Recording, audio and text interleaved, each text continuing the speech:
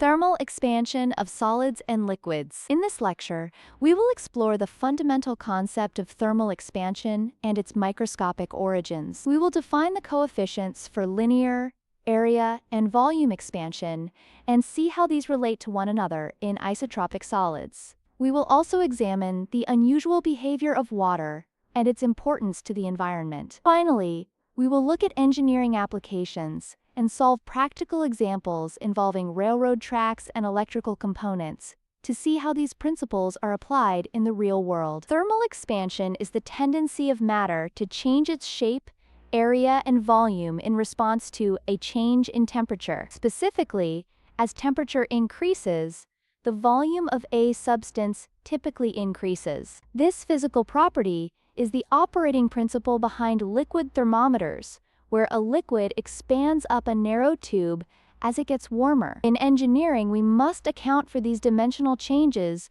to prevent structural damage. You can see this in the images provided, which show expansion joints in a bridge and a vertical expansion gap in a brick wall. These gaps allow materials to expand and contract safely without buckling or cracking. To understand why expansion happens, we look at the microscopic level. Atoms in a solid are not static. They oscillate around equilibrium positions, usually separated by about 10 to the power of -10 meters.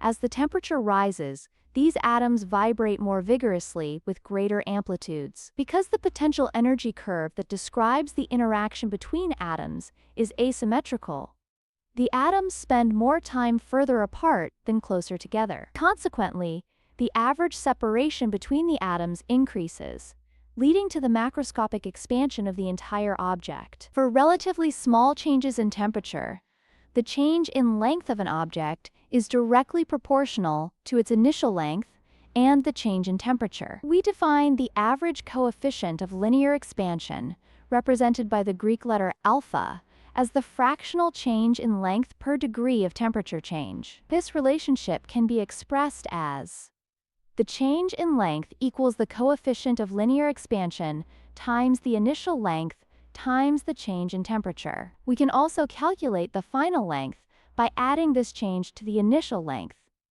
The units for this coefficient are inverse degrees Celsius. A common question is what happens to a hole in a material when it is heated.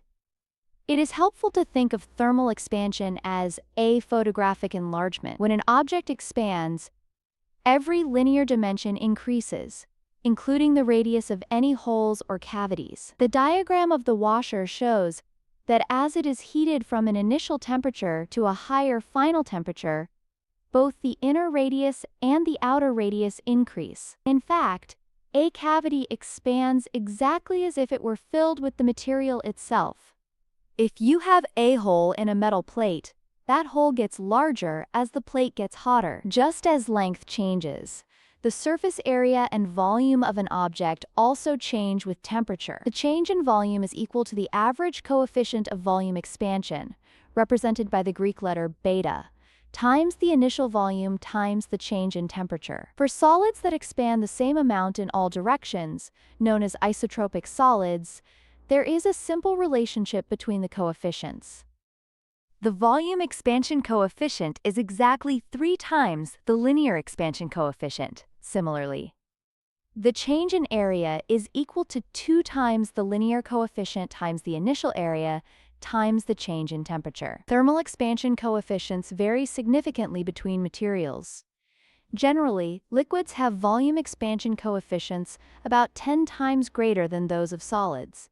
While the linear coefficient is positive for most substances, meaning they expand when heated, there are exceptions. For instance, calcite can expand along one dimension while contracting along another. It is also important to note that gases do not have a single fixed value for a volume expansion coefficient. For gases, the amount of expansion depends heavily on the specific thermodynamic process, such as whether the pressure is held constant during the temperature change. Water exhibits very unusual behavior compared to other liquids. As the temperature of water increases from 0 degrees Celsius to 4 degrees Celsius, it actually contracts rather than expands. In this narrow range, its density increases until it reaches a maximum of 1.000 grams per cc at exactly 4 degrees Celsius. Above 4 degrees, water begins to expand normally. This unique property is vital for aquatic life. It ensures that ponds freeze from the top down. The colder, less dense water and ice stay at the surface, while the denser 4-degree water stays at the bottom, allowing fish to survive the winter. Let us look at a practical example involving a railroad track.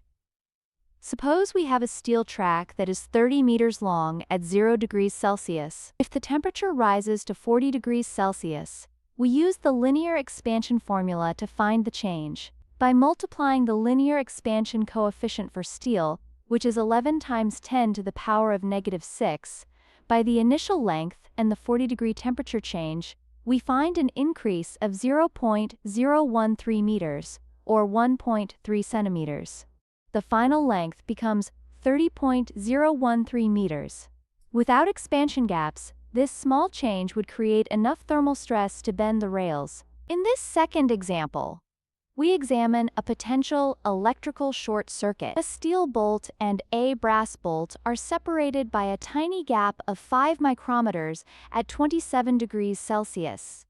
As the temperature rises, both bolts expand toward each other.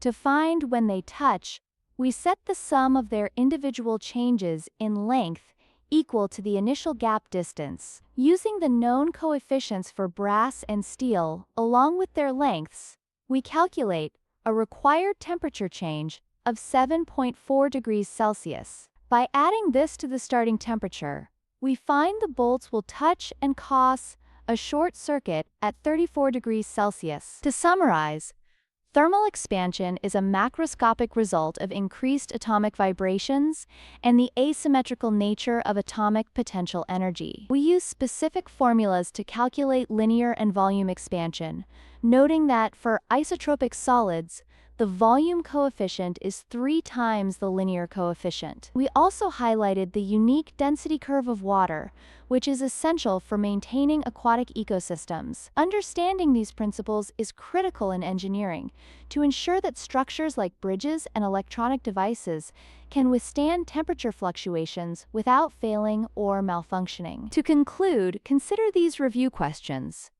First, why does the average separation between atoms in a solid increase with temperature instead of staying the same? Think about the shape of the potential energy curve we discussed earlier. Second, if a metal plate with a circular hole in the center is heated, does the hole get larger or smaller? Use the concept of photographic enlargement to justify your answer. Reflecting on these will help solidify your understanding of how thermal expansion affects the physical world around us.